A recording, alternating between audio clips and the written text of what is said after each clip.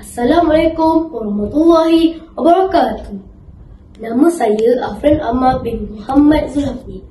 Saya berumur 11 tahun. Saya bersekolah di Sekolah Kebangsaan Merlimau 1. Kod sekolah saya ialah MBB 1031. Pada hari ini, saya ingin membuat esensi buku yang bertajuk Kisah Hidup Osman bin Affan, Jutawan Dermawan, Asyik Bahagia Agama Islam. Buku ini ditulis oleh Ilyas Said dan M.K. Rizah dan diterbitkan pada tahun 2020. Buku ini merupakan terbitan buku kau dan mempunyai bilangan 110 muka surat. Saya tertarik dengan buku ini kerana kandungan buku ini mempunyai banyak nilai murni dan memberi pengajaran kepada saya dan masyarakat. Pada awalnya, saya gemar akan bacaan buku kisah dongeng kanak-kanak. Namun, atas serangan ibu saya cuba meluaskan minat saya bagi memilih untuk membuat esensi bacaan buku cerita bersifat kisah benar.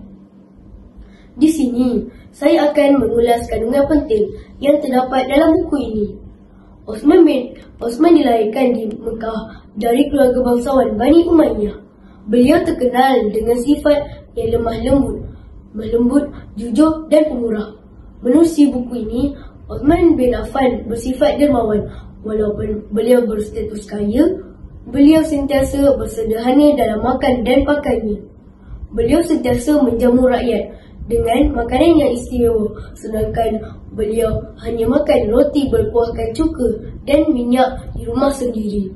Selain itu, beliau memakai pakaian yang kasar, yang berharga murah tidak melebihi 4 atau 5 dirham. Beliau digelar Amirul Mukminin kerana walaupun berstatus pemimpin negara, kehidupan beliau begitu zuhud kerana pernah baring di dalam masjid dengan berbekas batu-batu kecil di rusuknya.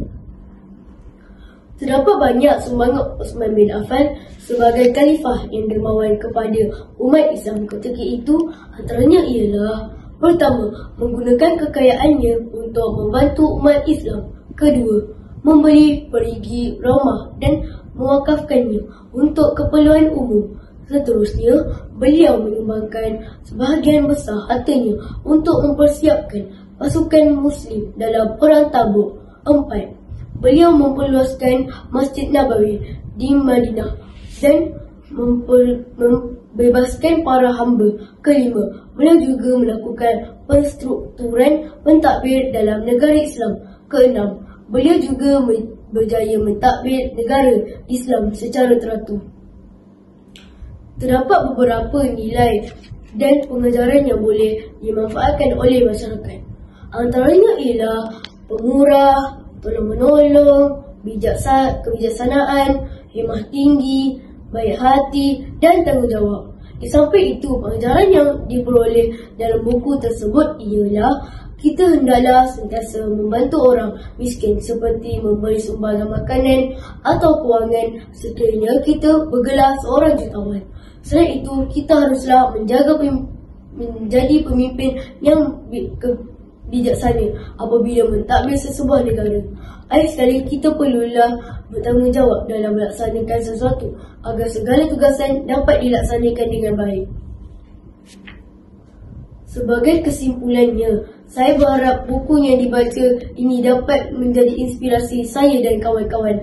Moga kita dapat menjadi insan jutawan dan dermawan. Sekian sahaja daripada saya. Terima kasih.